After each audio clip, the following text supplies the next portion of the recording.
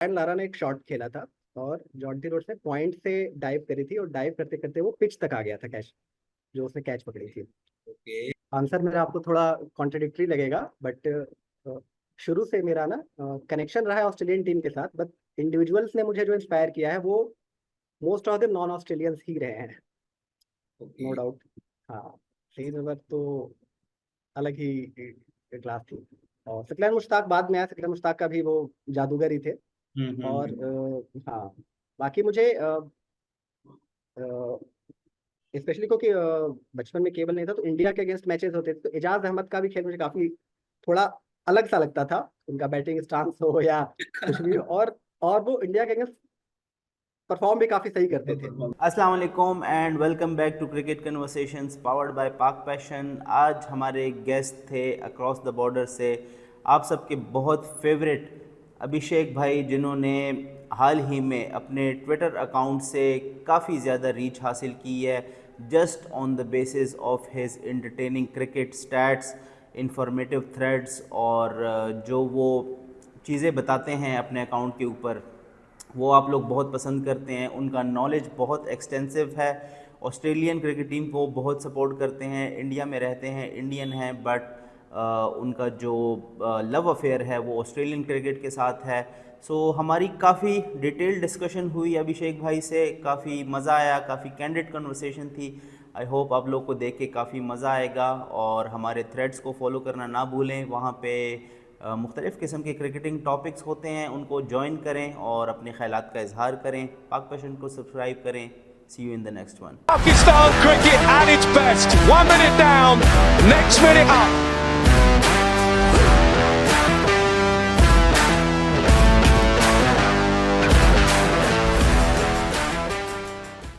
अभिषेक भाई कैसे हैं आप? एंड वेलकम टू पाक पैशन। शुक्रिया एजाज भाई। तो पहले तो आपने स्टार्टिंग में इतने भारी भरकम शब्दों से नवाज दिया मुझे कि समझ में नहीं आ रहा मैं क्या रिप्लाई करूँ उसका। नहीं नहीं, you deserve this and specially जिसको आप क्रिकेट देख के इंस्पायर होते हो, स्टार्ट करते हो, अगर वो आपको सोशल मीडिया पे फॉलो करने लग जाए तो इट मीन्स कि यार you are actually doing something really good.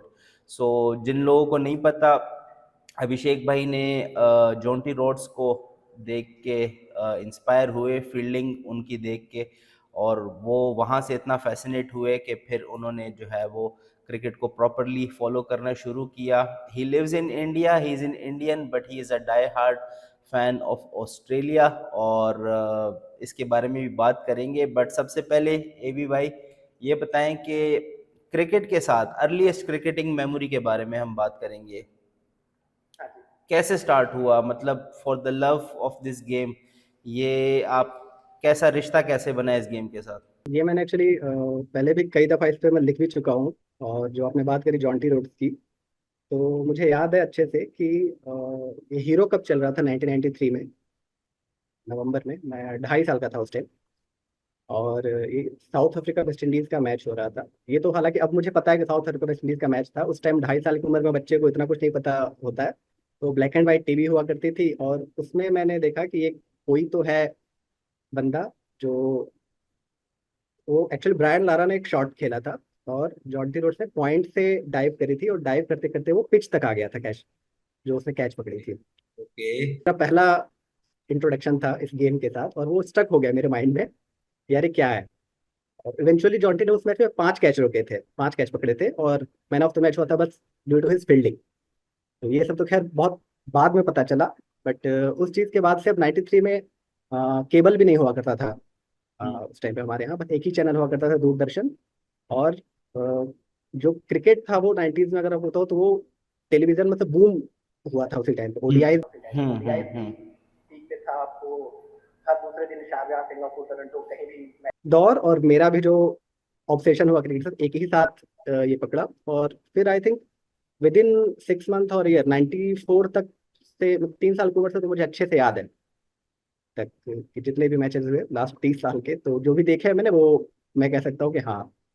सही। तो इंडिया जैसे, मतलब कहते हैं कि रिलीजन की तरह किया जाता है फॉलो क्रिकेट इंडिया में, पाकिस्तान में भी बिल्कुल ऐसा ही है। तो living in India and not supporting India. इसके बारे में आपको काफ़ी मतलब बातें तो सुननी पड़ी होंगी, एंड ट्विटर पे भी हम देखते हैं कि लोग आपको फिर भी बुरा भला कहते हैं और आप उनको बड़ा हम्बल तरीके से जवाब देते हैं, बड़ा। तो कितना मुश्किल होता है ये सब, और इंडिया में रह के क्रिकेट क्रेजी नेशन के अंदर रह के किसी और टीम को सपोर्ट करना, ये कितना मुश्किल है? देखिए, मैं बस अपनी बात बता सकता हूँ, बाकी लोगों का तो नहीं पता। तो Twitter, Facebook, even Orkut, Yahoo, ये सब तो काफी बाद में आया। अ, मेरा जो लव शुरू हुआ क्रिकेट के साथ, तो जॉन्टी कवर जैसे ऑस्ट्रेलियन टीम के साथ भी मेरा कनेक्शन हो गया था जब मैं 3 साल का था, तभी से। तो 3 साल की उम्र में बच्चे को नेशनैलिटी, जेंडर, ये सब भी इतना आइडिया नहीं रहता कि क्या है, बट तो ये सब चीजें मेरी जिंदगी में बाद में आई, बट ऑस्ट्रेलियन टीम से कनेक्शन पहले हो गया मेरा। तो जाहिर सी बात है, जो आपके आसपास है वो फिर यूज टू हो जाते हैं। और मैं इस मामले में थोड़ा सा अपने आप को किस्मत वाला समझूंगा कि जो जहाँ मैं बड़ा हुआ ना, जो जो इलाका था या मोहल्ला कह लीजिए आप, तो वो बहुत स्पोर्ट्स लविंग एरिया था। काफी ओल्ड एज दादी लोग भी बहुत इंटरेस्ट से मैचेस देखा करती थी। तो और मेरा थोड़ा हो गया था कि लोग मुझे थोड़ा चाइल्ड प्रोडिजी वाले देखते थे कि हाँ, उस टाइम इंटरनेट वगैरह तो हुआ नहीं करता था, क्रिक इन्फो वगैरह तो थे नहीं। तो मुझी को लोग ऐसे सोच समझते थे कि हाँ भाई चलो बताओ, इजाज अहमद के कितने रन हैं, या फिर जडेजा की कितनी सेंचुरीज हैं। तो एक क्यूरियोसिटी वाला था मैं लोगों के लिए। तो अपने इलाके में तो दिक्कत नहीं। हाँ, जब मैं स्टडीज के लिए बाहर आया अपने होम टाउन से 2009 में, तब फिर वहाँ सीनियर्स ने इसको थोड़ा एक इशू बना लिया, रैगिंग करने के लिए भी। तो वहाँ पे ये इशू थोड़ा हुआ था, लेकिन थोड़ा सा ही। ब्रॉडर लेवल पे मैं कहूँ तो जितना लोग दिखाते हैं, आजकल मैंने बहुत देखा, काफी सारे लोग अब ज्यादा आने लगे हैं जो दूसरी कंट्रीज को सपोर्ट करते हैं, और वो पोर्ट्रे करते हैं कि नहीं, हमें तो बहुत ज्यादा ट्रोलिंग झेलने को मिलती है, बट ऐसा है नहीं। अगर आप जैसे इंसान अच्छे हैं तो आपको लोग समझेंगे और इस चीज को एक्सेप्ट भी करते हैं। तो कैसा लगा आपको जब इंडिया के अंदर वर्ल्ड कप हुआ और फाइनल इंडिया वर्सेस ऑस्ट्रेलिया? आपके ऊपर आसपास के मोहल्ले के लोगों का कितना प्रेशर था कि यार जोर से सेलिब्रेशन नहीं करनी? इस बार तो एक्चुअली अब मैं अभी होम टाउन में नहीं रहता अपने सही, कॉलेज। सही। तो इससे पहले 2006 में भी चैंपियंस ट्रॉफी इंडिया में ही हुई थी, हम्म। और वो भी ऑस्ट्रेलिया ने ही जीती थी। Yes, yes. तो और 1987 में मैं हालांकि पैदा नहीं हुआ था, वो भी इंडिया में हुआ था वर्ल्ड कप, वो भी ऑस्ट्रेलिया ने ही जीता था। तो सही। तो तो ऐसा नहीं है कि कोई पहली बार हुआ। हाँ, इस बार ये हुआ कि इंडिया में इंडिया को हराया, और हम्म। वो भी काफी लोगों के लिए जो एक्सपेक्टेड नहीं था, कि लोगों ने पहले से ही ऐसा मान लिया था कि नहीं, इंडिया तो इस बार जीत ही रही है। तो सोशल मीडिया पे भी काफी लोगों के लिए शॉकिंग रहा। मैं तो चूंकि आप कभी भी किसी भी टीम के साथ मैच करो, तो मेरा पहला तो ये है कि हाँ भाई ऑस्ट्रेलिया जीतेगी, तो मेरे लिए तो कोई शॉकिंग नहीं था। हाँ, खुशी की बात तो जाहिर से खुशी तो बहुत ही हुई। सही। तो थोड़ा सा क्रिकेट कंटेंट की तरफ आते हैं। जो हम देखते हैं कि आप थ्रेड्स वगैरह लगाते हैं, फिर आप साथ साथ अपनी जॉब वगैरह भी करते हैं, फैमिली को भी देखते हैं। हम यही सोचते रहते हैं कि यार इतने अच्छे इंफॉर्मेटिव थ्रेड्स ये भाई लेके आते हैं, तो एक तो ये मैनेज कैसे करते होंगे इतने ज़बरदस्त। और इवन पाकिस्तान के कुछ ऐसे पुराने फेमस प्लेयर्स होते हैं जिनके बारे में, अब जैसे रिसेंटली आपने अजीम हफीज़ का थ्रेड किया था, मतलब कि हमें पता था कि हुआ अजीम हफीज़, बट जो उसमें डिटेल्स थी, जो उनके परफॉर्मेंसेस थी, वो जिस खूबसूरती से आपने किए, तो इस तरफ आपका कैसे आया, शौक कैसे आया, और कैसे आपने सोचा कि यार ट्विटर थ्रेड्स के थ्रू मैं लोगों को एंटरटेन भी करूं और एजुकेट भी करूं?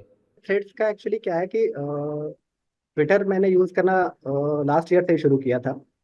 और एक मेरे म्यूचुअल है काफी अच्छे, राघव रेड्डी करके। तो हम्म, 10-12 साल पहले फेसबुक पर हमारा एक बहुत मशहूर ग्रुप हुआ करता था, उसमें हम लिखा करते थे। और जब कॉलेज टाइम में कुछ करने को था नहीं, तो दिन भर खाली टाइम ही मिल जाता था, तो बहस किया करते थे खूब यही क्रिकेट के डिस्कशन पे। फिर जॉब के सिलसिले में मैंने लगभग तकरीबन 10 साल के लिए सारे सोशल मीडिया से ब्रेक ले लिया था। उन्होंने मुझे काफी पुश किया कि आप यार ट्विटर पे लिखा करो। तो फिर मैंने थोड़ा बहुत धीरे धीरे लिखना शुरू किया, और पता नहीं कैसे लोगों को वो अच्छा लगने लग गया। तो अभी भी मेरा ये है कि मैं कभी भी टॉपिक डिसाइड नहीं करता, इम्प्रॉम्प्टू बेसिस पे लिखता हूँ। कई लोग मुझे सजेस्ट या रिक्वेस्ट भी करते हैं कि आप XYZ फलाना क्रिकेटर पे लिखो या उस पे लिखो, बट एक मैं बात बार बार बोलता हूँ कि ये कोई होटल नहीं है कि आप जो बोलोगे वो मैं डिश पर परोसूंगा।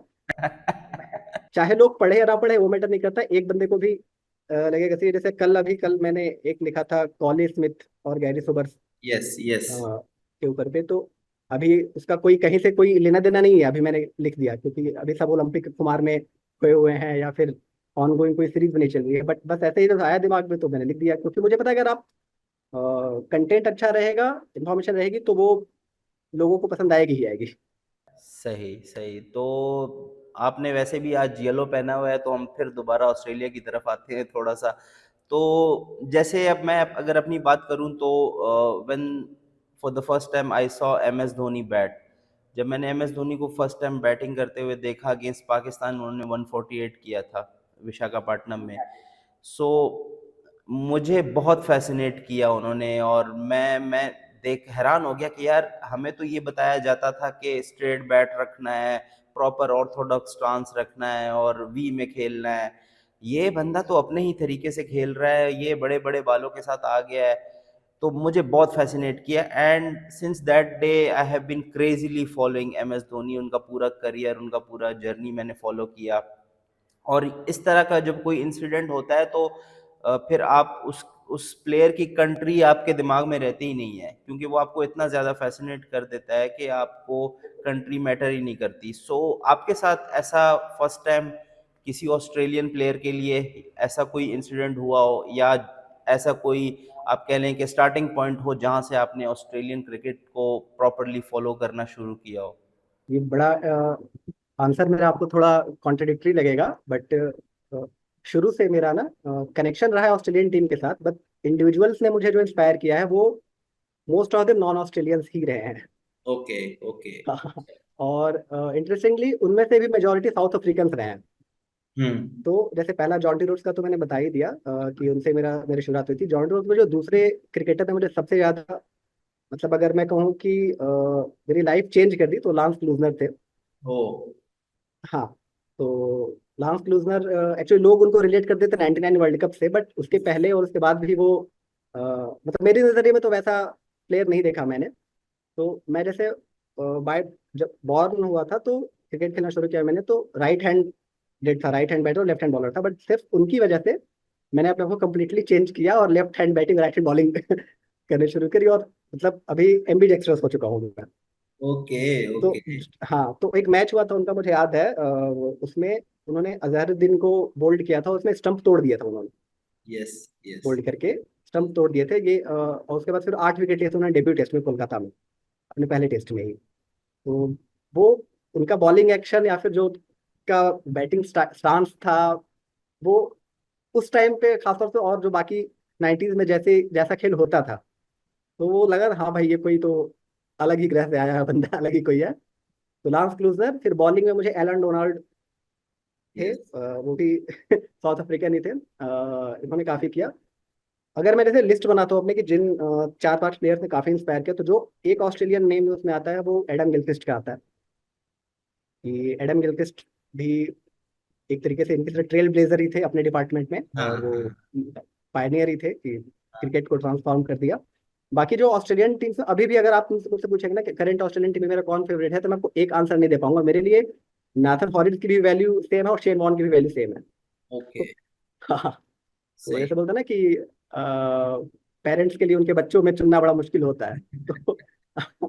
तो या फिर अगर और मैं रिलीजियस में बोलूँ तो लोगों के लिए भगवान में चुनना मुश्किल होता है। यार आपके जो ऑस्ट्रेलियन बच्चे हैं बहुत ही बदतमीज हैं, बहुत ज्यादा मारते हैं, और बहुत ज्यादा, हमें तो बहुत ही ज्यादा मारा है, इंडिया को भी बहुत मारा है, और हमें तो अ, अब क्या क्या हम याद करें, हम 99 फाइनल याद करें, हम क्या क्या याद करें, हम माइकल हसी, सईद अजमल याद करें, हम मैथ्यू वेड शाइन याद करें, किस किस बात को रोए। खैर ऐसा होता है कि आप किसी एक प्लेयर को खेलता हुआ देखते हो, and then you just follow him crazily, और मेरे साथ भी ऐसा हुआ। सो आप अक्सर अपने थ्रेड्स में जिन प्लेयर्स की बात करते हैं ज़्यादा, उनमें से मैंने नोट की है एक चीज़ मोस्टली, कि जो प्लेयर्स काफ़ी अंडररेटेड होते हैं, या उनके उस तरह से नंबर्स फैबुलस नंबर्स नहीं होते उनके, जैसे 50 का एवरेज है या 40 प्लस का जो है वो ओडीआई में एवरेज है, 90 प्लस का स्ट्राइक रेट है, कंसिस्टेंट रहे हैं।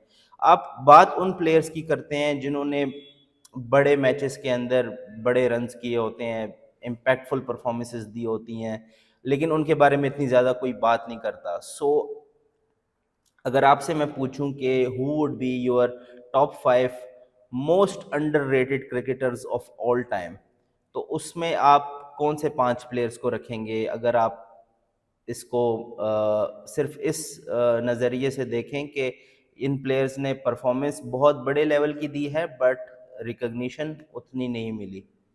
5 और top 10 actually to be honest मुझसे नहीं हो पाता, क्योंकि सही। मैं प्लेयर्स को बांध नहीं पाता इस नजरिए में। मैं वैसे आपको बता दूंगा कि मेरा शुरू से पर्पज यही रहा है लिखने का कि सोशल मीडिया को यूटिलाइज करें हम इस वे में कि जो ऑलरेडी ट्रेंडिंग चल रहे हैं, विराट कोहली, बाबर आजम, स्टीवन स्मिथ, ये लोग तो ऑलरेडी इनके फैन फॉलोइंग्स हैं काफी, वो उनको प्रमोट कर ही रहे हैं। बट जिन प्लेयर्स को जिन्होंने किया है, और इवन दो अगर कोई भी प्लेयर रिप्रेजेंट कर रहा है अपनी टीम को, तो वो कुछ तो उसकी बात है तभी वो पहुंचा इंटरनेशनल लेवल पे। बिल्कुल जैसे अगर बिल्कुल। मैं आपको एग्जांपल दूं कि हीथ स्ट्रिक एक बॉलर हुआ करते थे यस यस। जिम्बाब्वे के, तो उन्होंने if I am not wrong 216 wickets लिए हैं टेस्ट में। और जो उनके बाद सेकेंड नंबर पे बॉलर है ना जिम्बाब्वे का, उसने 80 विकेट लिए हैं, किसी ने 100 विकेट्स भी नहीं लिया है। तो अब अगर आप इसको कंपेयर करो किसी भी सचिन से, लारा से, या फिर इवन इमरान खान, वसीम अकरम से, तो इतना इम्पैक्ट किसी का नहीं होगा अपनी टीम के लिए। और सेम जाता है एंडी फ्लावर के लिए बैटिंग में, उस टीम के लिए। सही। बट अगर आप जो लोग बात करते हैं कि गोड्स की या फिर उसकी, तो इनका जिक्र कोई नहीं करेगा। तो ये एक्चुअली बहुत हाइपोथेटिकल, और टू बी ऑनेस्ट मुझे नहीं पता कि मैं किस पैरामीटर पे करूँ। जैसे अगर मैं अभी पाकिस्तान की बात कर रहे हैं, तो मैंने काफी पहले 2 थ्रेड लिखे थे, एक सईद अनवर पे, एक फकरे मुश्ताक पे। Yes yes. क्योंकि मेरे नजरिए में ये दोनों प्लेयर जो आप बोल रहे हैं उस कैटेगरी पे बिल्कुल खरे उतरते हैं। हम्म। बहुत ही अंडररेटेड, और मतलब one of the very very best. अकलर मुश्ताक को यस। तो मैं अपने ऑल टाइम 11 में चुनूंगा फॉर ओडीआई। बट अगर आप आज की जनरेशन से पूछोगे तो शायद ही कोई इन्हें करेगा। सईद अनवर ने आखिर आई थिंक 46 टेस्ट खेले हैं, if I am not wrong. Yes तो लोग यस। उसको उसी कैटेगरी में पहले छाड़ देंगे कि लॉन्जेविटी नहीं है, बट ये नहीं है। बट आप हाँ। ये तो देखो कि जितना भी खेला उसमें उसने कैसे करा। यस। पाकिस्तान से अगर आपके पूछूं कि कौन, जैसे जॉन्टी रॉड्स साउथ अफ्रीका से, एलन डोनाल्ड, लांस क्रूजनर की आपने बात की, पाकिस्तान में कौन से ऐसे प्लेयर्स थे जिनको आपने अपनी अर्ली एज में देखा, पसंद किया और उन्होंने आपको फैसिनेट किया अपनी गेम से? तो यही थे, Saeed Anwar, okay. No doubt. हाँ, सईद अनवर तो अलग ही क्लास थी। और सकलैन मुश्ताक बाद में आया, सकलैन मुश्ताक का भी वो जादूगर ही थे। और हम्म। हाँ, बाकी मुझे स्पेशली क्योंकि बचपन में केबल नहीं था, तो इंडिया के अगेंस्ट मैचेस होते थे, तो एजाज अहमद का भी खेल मुझे काफी थोड़ा अलग सा लगता था। उनका बैटिंग स्टांस हो या कुछ भी, और वो इंडिया के अगेंस्ट परफॉर्म भी काफी सही करते थे। परफॉर्म करते थे, यस। हाँ, तो मुझे 9 छक्के याद है उनके जो इन्होंने 139 में। तो या तो उनका आउट होने का ढंग भी बिल्कुल अलग ही रहता था, या फिर खेलने का भी ढंग बिल्कुल वही रहता था। ऑस्ट्रेलिया क्रिकेट को कहाँ किस तरफ आप जाता हुआ देख रहे हैं? हम तो जब ये सैंड पेपर गेट हुआ था, उसके बाद से जिस तरीके से रिएक्शन आया था ऑस्ट्रेलियन क्रिकेट का अथॉरिटीज़ की तरफ से, स्टीव स्मिथ आके रो रो पड़े, डेविड वार्नर रो पड़े, बैन हो गए players, and we all thought के यार बस ख़त्म, 2-4 साल के लिए तो ख़त्म, ये तो कोई टिम पेन कप्तान बन के आ गया। बट उसके मतलब 2-4 साल क्या, उन 6 महीने के अंदर उन्होंने जो रीबिल्डिंग किया, तो ये क्या बहुत स्ट्रॉन्ग क्रिकेट स्ट्रक्चर का की वजह से होता है ऑस्ट्रेलिया में ये सब, या वो हैं ही बहुत अच्छे प्लेयर्स? क्या आपको लगता है कि इतना जल्दी रीबिल्ड कैसे कर लेते हैं? आपने बहुत अच्छी बात पूछी है। तो मैं चाहूंगा ये एक एक्चुअली लोगों में एक माइंडसेट बन गया है ना, क्योंकि सिंस ऑस्ट्रेलिया ने ज्यादा ट्रॉफीज जीत ली हैं, तो लोग हर चीज को रिलेट कर देते हैं ऑजी मेंटालिटी से। ऐसा तो ऐसा नहीं है कि सैंड पेपर के पहले भी ऑस्ट्रेलिया ने काफी पूरा टाइम देखा था, जो इनका 2009 चैंपियंस ट्रॉफी के बाद से और 2010 11 12 काफी बुरा गया था इनका। जो ये घर पे एशेज हारे थे, या फिर इवन 2013 में भी मिचेल जॉनसन कमबैक से पहले, तो इनकी परफॉर्मेंस। और उसका रीजन यही था कि इनके पास शेन वॉर्न को कोई रिप्लेसमेंट नहीं था बिफोर लियोन। हम्म। तो उन्होंने इस बीच में लगभग, you name it, I think Steven Smith, Cameron White, ये सबको ये एज ए स्पिनर ही लाए थे, हम्म। जस्ट डेस्पिरेशन में, क्योंकि उनको चाहिए था, कोई नेक्स्ट वॉर्न चाहिए था। और जो आपने बताया कि स्टीवन स्मिथ और वार्नर पे बैन लगा, बट इनकी जो कोर बॉलिंग थी वो चेंज नहीं हुई, और वो इनका सबसे बड़ा रीजन था।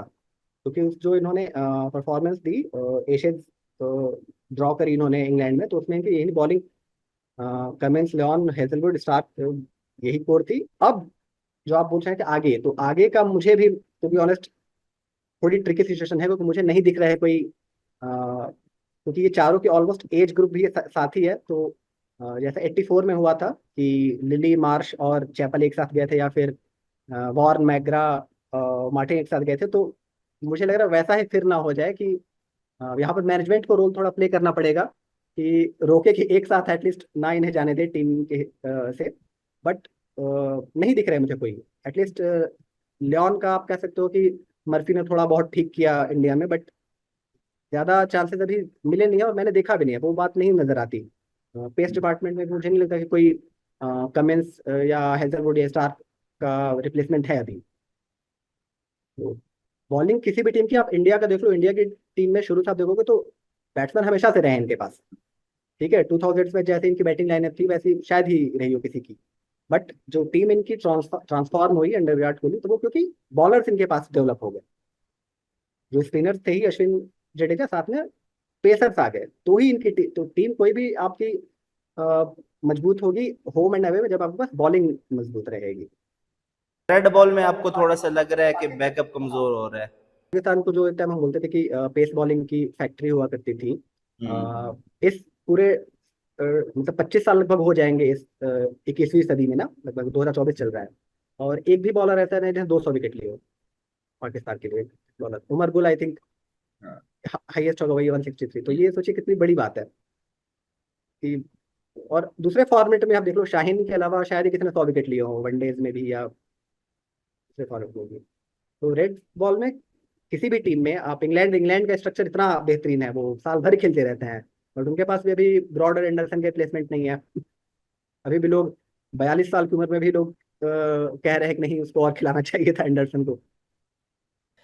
अभिषेक भाई, एक सवाल जो मैं आपसे बहुत ज़्यादा पूछना चाह रहा था वो ये है कि क्रिकेट काफ़ी इवॉल्व हो चुकी है, और हम जब 90s में बड़े हो रहे थे, जब हम क्रिकेट देखते थे, वो क्रिकेट एक अलग क्रिकेट थी। उस टाइम पे एक तो पैसा इतना ज़्यादा नहीं था क्रिकेट के अंदर, दूसरा ये कि क्रिकेट इतनी ज़्यादा कमर्शलाइज्ड भी नहीं थी, और रेड बॉल और वनडे पे ज़्यादा फोकस था, T20 पे इतना ज़्यादा फोकस नहीं था। अब तीनों चीज़ें डिफरेंट हो चुकी हैं, प्लेयर्स बहुत ज़्यादा आ रहे हैं, कुछ नेशनल टीम में सिलेक्ट होते हैं, जो नहीं सिलेक्ट होते वो लीग्स में चले जाते हैं, वहाँ पे पैसा बनाते हैं, खेलते हैं, विच इज़ फाइन। बट अगर आप देखें तो काफ़ी सारी टीम्स की जो रेड बॉल की परफॉर्मेंस है वो इस चीज़ से हर्ट हुई है। अगर आप वेस्ट इंडीज़ को देख लें, आप श्रीलंका को देख लें, पाकिस्तान को देख लें, आप हमारे प्लेयर्स सारी लीग्स में जाते हैं, क्या वजह आपको नज़र आती है? क्या प्लेयर्स के अंदर रेड बॉल की जो लंबी क्रिकेट की खेलने की एक उनके अंदर चाहत ख़त्म हो गई है, या फिर आप लगते हैं कि आपको लगता है कि यार लेस वर्क मोर मनी, ये वाला चक्कर आ गया है? एक्चुअली क्या है ना कि ये एक हमारे यहाँ हिंदी में कहावत हम बोलते हैं कि परिवर्तन ही संसार का नियम है, कि change is the only constant. तो ये हमेशा से रहा है। अगर आप 90s के पहले भी जाओगे ना, 70s 80s में, तो ऑलमोस्ट हर दूसरी सीरीज 5 या 6 टेस्ट की होती थी। नॉर्मल कंट्रीज भी खेलती थी, इंडिया पाकिस्तान भी 6 6 मैचेस की सीरीज खेलते थे। वो 90s में फिर कम होनी शुरू हो गई, क्योंकि ओडीआई का उन्होंने बढ़ाना शुरू किया, मल्टीनेशनल ट्रायंगुलर टूर्नामेंट खूब सारे होने लगे। वही चीज अब T20 के साथ हो रही है। तो सिर्फ प्लेयर्स को ब्लेम करना सही नहीं रहेगा, क्योंकि अगर आपको याद हो, रिसेंटली साउथ अफ्रीका ने न्यूजीलैंड में टेस्ट टीम भेजी थी, उसमें ऐसी टीम भेजी थी जिसमें उनका डेब्यू कर रहा प्लेयर कैप्टन था, यस यस। नील ब्रांड, क्योंकि उन्होंने अपने लोकल जो उनका टूर्नामेंट था SA T20 उसको उन्होंने प्रेफरेंस दिया। तो अब मैनेजमेंट भी इसी हिसाब से वो उनका, आप स्केड्यूल भी देखोगे, स्केड्यूल तो प्लेयर डिसाइड नहीं करता ना, वो तो आपको मैनेजमेंट ही बना रहा है। तो वो स्केड्यूल्ड भी वो ऐसे ही प्रेफर कर रहे हैं कि वो कैलेंडर में कहीं ना कहीं से फिट कर सकें जितने भी ये लीग्स हैं। तो वो आपका, अब फॉर्चुनेट है अनफॉर्चुनेट, बट ये हिस्सा बन चुका है, पार्ट ऑफ द सिस्टम है। तो प्लेयर्स को उसके साथ ही, और हमें भी अब उसके साथ ही एडजस्ट करना पड़ेगा या फिर उसकी आदत डालनी पड़ेगी। अभिषेक भाई, आपके टाइम का बहुत बहुत शुक्रिया। वैसे तो पूरा दिन आप बैठ के आपके साथ बातें कर सकते हैं, मज़ा आएगा, बट ये है कि हमारे पास ज़ाहिर है इतना ज़्यादा टाइम नहीं है। आपका भी हमने बहुत टाइम ले लिया है। Wish you all the best and I hope कि आप ऐसे ही इंफॉर्मेटिव इन थ्रिलिंग किस्म के थ्रेड्स लेकर आते रहें और क्रिकेट की ऑडियंस को एंटरटेन करते रहें, इंस्पायर करते रहें। और इंशाल्लाह किसी दिन दोबारा बैठेंगे एंड इंशाल्लाह आपके साथ दोबारा बात होगी। But for now thank you very much for your time. बहुत बहुत शुक्रिया, बहुत बहुत शुक्रिया।